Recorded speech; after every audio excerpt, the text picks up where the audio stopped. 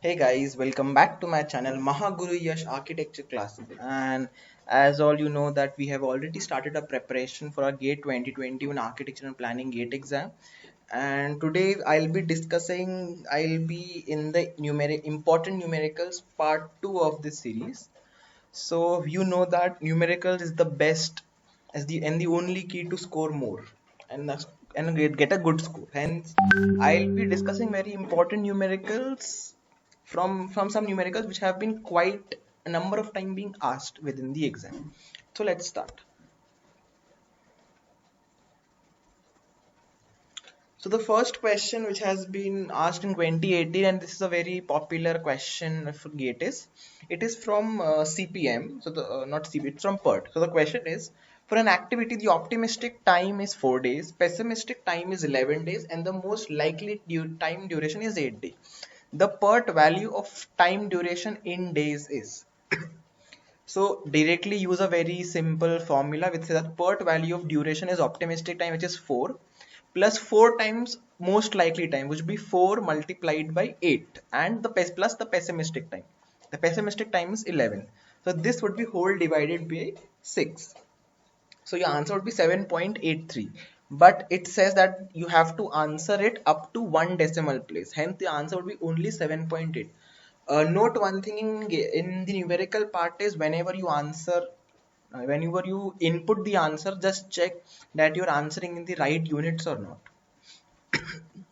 The next question is, in India, 1 meter cube of M20 concrete in M20, how many cement bags would be used? Again, it has been mentioned that you need to answer it up to two decimal places. This was asked in GATE 2018 and it was asked one or two more times before this as well.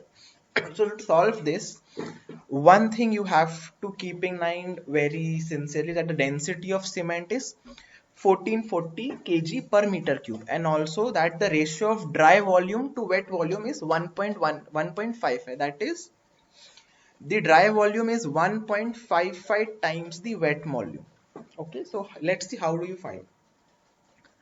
Again, M20 is 1 is to 1.5 is to 3, which is cement is of 1 proportion, sand is 1.5 proportion, and stone chips is 3.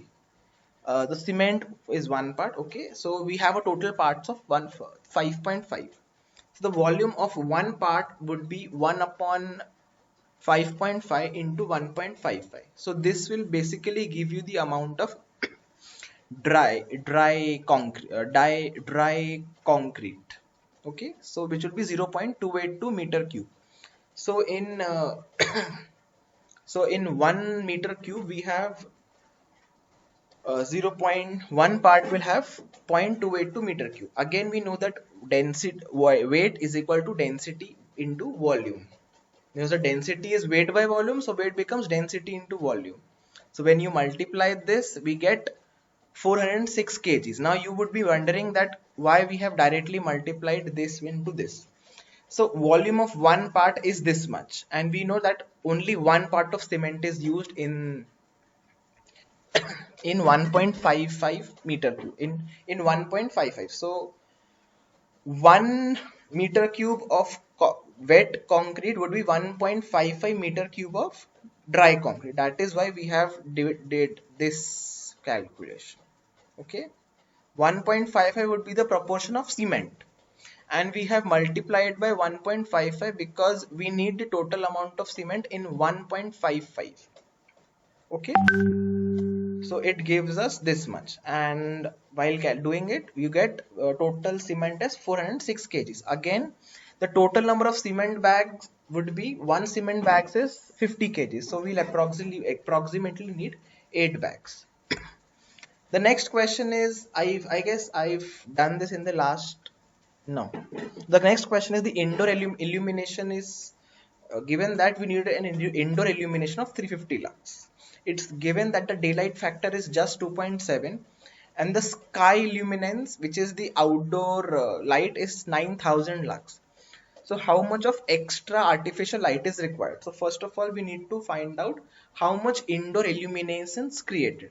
So to find out how much indoor illuminance is created due to this, using this formula that daylight factor is equal to illuminance due to light indoor upon illuminance due to light outdoor into hundreds. So from this we found out that the indoor illuminance is just 243 lux, but it has been mentioned that we need an indoor illumination of 350 lux. So a deficit of 107 lux is there, which can be provided through artificial lighting.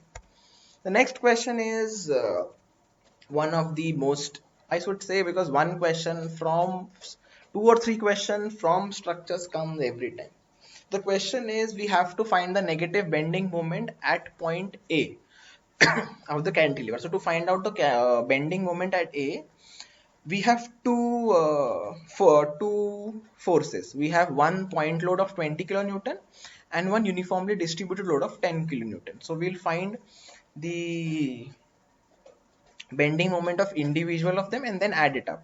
So to find out the moment of the UDL, we will assume, since it is 10 kilonewton per meter, and throughout we will assume it that it is one, it will act as one single force, which would be 10 into 50. So this would be 50 kilonewton acting at A, say 2.5 meters. It will be at center. So 2.5 into 50 will give you 125. Another, your bending moment is force into perpendicular distance. So for point load would be 20 into your perpendicular load is, perpendicular distance is 5, so 100. So total would be 125 plus 100.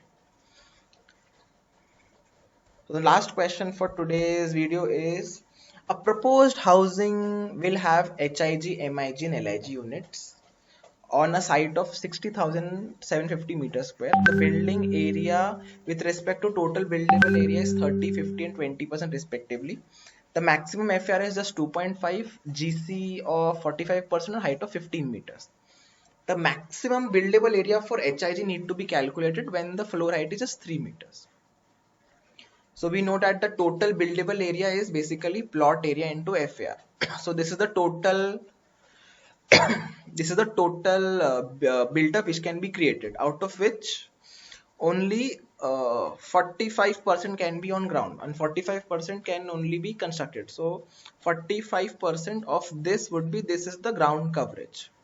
So when you divide ground and the total buildable area as per ground coverage and highest restriction, also next you cannot directly divide this. We have to find that we have 15 meters height and 3 meter floor height. That means number of floors would be 5, only 5 floors could be created. So we will just multiply this GC into the total number of floors. So we find that this is this much, which is less than this. You can also, so that we can divide the total buildable area by ground coverage.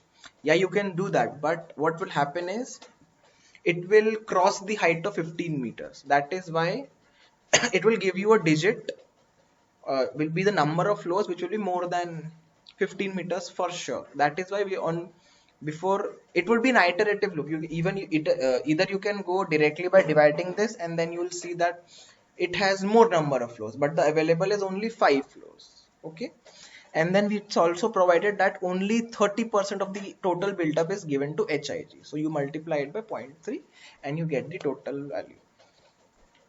So guys, this was it for today's video. If you I would like to tell you that by now you must know that I have launched my own GATE 2020 architecture and planning book. It has last 29 years solved question papers with detailed solutions. If you buy this book, it's a Kindle free, it's available on Kindle.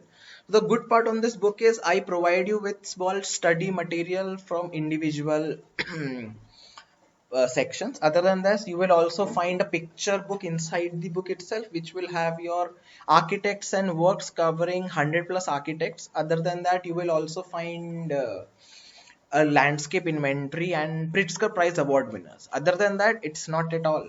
I have also provided you with a list of books and their authors as well. Being a Kindle book, you can just buy the architects and their works book, picture book itself. Other than architects and picture book, you will also, in the same book, you will also find a plant and a plant inventory. Other than that, it would also provide you with a it will also give you Pritzker Prize award winner. So it is available on Amazon Kindle, and I guess within a fortnight this book would be available in paperback version as well. I'll be linking all the links in the description box below, and you can also see the preview of the book on the issue itself. So go have a look to it. Thank you for so far. Thank you for watching my video. Do share, subscribe, and comment, and I'll be back with the next video. Thank you for watching. Bye.